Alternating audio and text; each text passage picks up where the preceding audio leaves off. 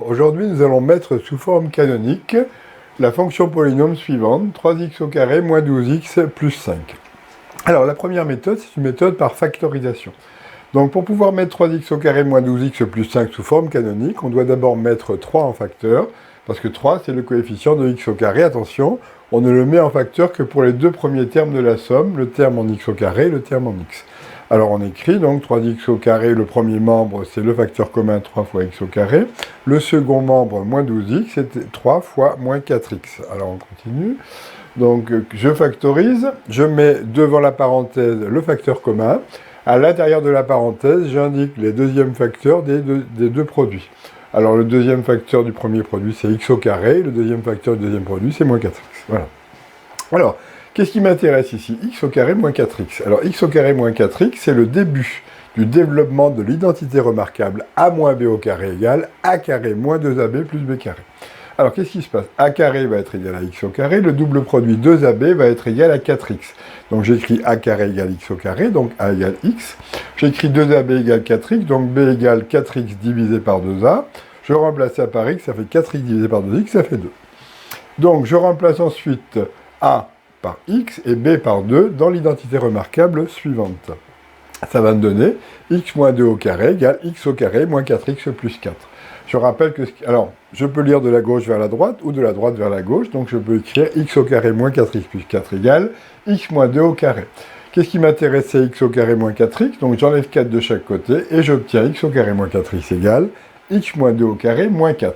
Donc là, j'ai exprimé x au carré moins 4x en utilisant une identité remarquable. Alors là, je vais m'intéresser à un aspect un petit peu plus géométrique.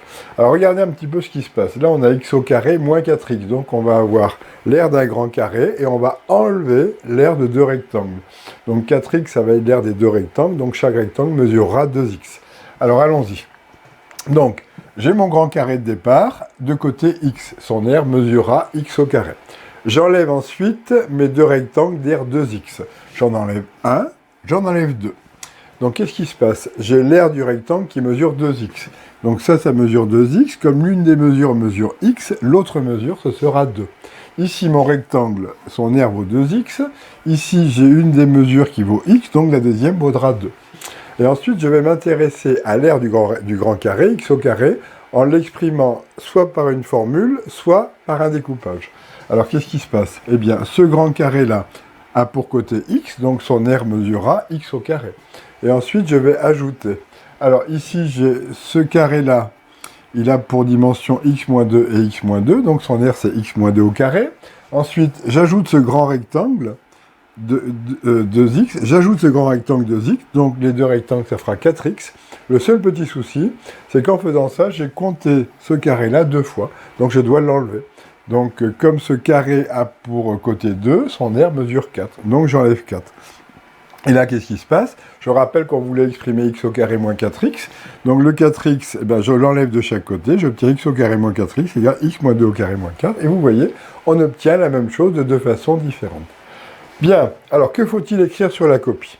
Sur la copie, on va partir de notre fonction polynôme qu'on avait au départ. 3x au carré moins 12x plus 5 égale. Tout d'abord, on va mettre le coefficient de x au carré en facteur, donc c'est 3 facteurs de x au carré moins 4x plus 5. Ensuite, on a établi que x au carré moins 4x est égal à x moins 2 au carré moins 4, donc on va remplacer x au carré moins 4x par x moins 2 au carré moins 4, et on obtient égal 3 fois x moins 2 au carré moins 4 plus 5. Ensuite, on va développer le produit en utilisant la distributivité de la multiplication par rapport à l'addition. On obtient 3 fois x moins 2 au carré moins 3 fois 4 plus 5. Bon, 3 fois 4, ça fait 12. On réduit ensuite la somme. Moins 12 plus 5, ça fait moins 7. Et donc, on a mis notre polynôme sous forme canonique, c'est-à-dire 3 fois x moins 2 au carré moins 7, en utilisant une méthode qui fait intervenir les factorisations. Ensuite, la méthode où on utilise la formule du cours, donc la formule du cours, elle existe, donc on peut l'utiliser même si c'est un peu fastidieux. Alors, pour pouvoir mettre 3x au carré moins 12x plus 5 sous la forme canonique, on va d'abord identifier les différents coefficients. On va donc avoir a égale 3, b égale moins 12, c égale 5. A égale 3, b égale moins 12, c égale 5. Et on va remplacer ensuite a, b, c par 3, moins 12 et 5. J'ai mis moins 12 entre parenthèses, car quand on remplace une lettre par un nombre négatif, on prend soin de le mettre entre parenthèses. Alors, A, on va le remplacer par 3, B, on va le remplacer par moins 12, C, on va le remplacer par 5.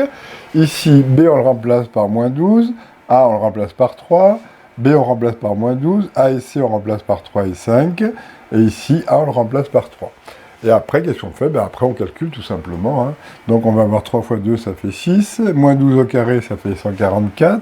4 fois 3, 12 fois 5, ça fait 60. 144 moins 60, ça fait 84. 84 sur 12, ça fait 7. Moins 12 sur 6, ça fait moins 2. Et voilà, on a obtenu la forme canonique.